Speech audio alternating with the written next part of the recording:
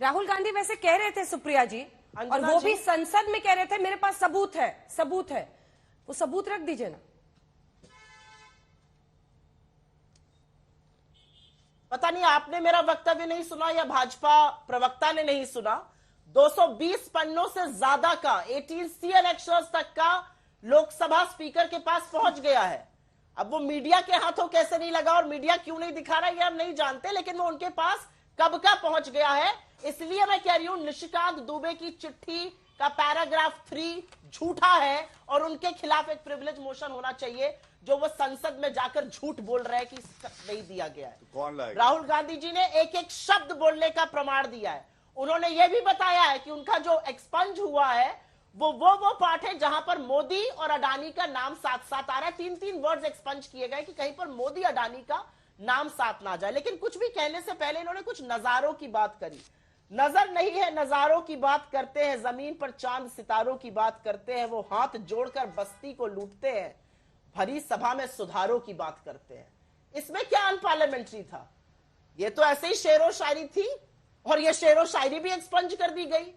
तो जो लोग डरते हैं, जो बौखलाए हुए हैं, जो घबराए हुए हैं, वो बीबीसी पर रेड करेंगे, वो इजरायली फर्म से हाथ मिलाएंगे, उनके साथ डेटा मैनिपुलेशन करेंगे, जिसको आज हमने बड़े तौर तरीके से उठाया। वो ये सारे काम करेंगे। जो घबराता है वो बोलता है मैं अकेला सब पर भारी। आप देश पर भारी है, ये मैं मानती हूं।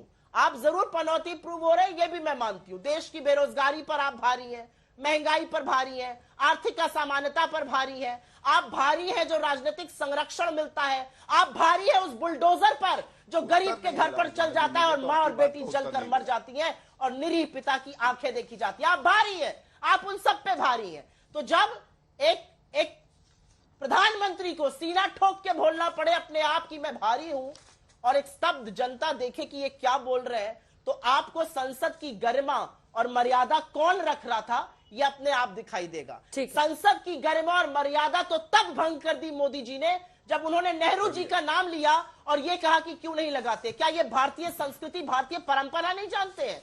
मोदी जी किसका नाम लगाते हैं? क्यों नहीं अपने पिता का नाम लगाते हैं? दामोदर दास मोदी लिखते हैं। क्यों नहीं अपनी मां का लगाते हैं? क्यों नहीं अपनी मां का मेडन नाम लगाते हैं? क्या मूर्खतापूर्ण विषय रखते हैं ये लोग लाकर, और ये देश चुपचाप इनकी बातें सुनता रहेगा। आप अडानी का आ नहीं चू कर पाए, एक शब्द नहीं बोल पाए 2 घंटे 40 मिनट की स्पीच में। आज भी आपका सारा तंत्र जुटा पड़ा है अडानी को बचाने में। बीबीसी पर जाकर आप रेड करते हैं।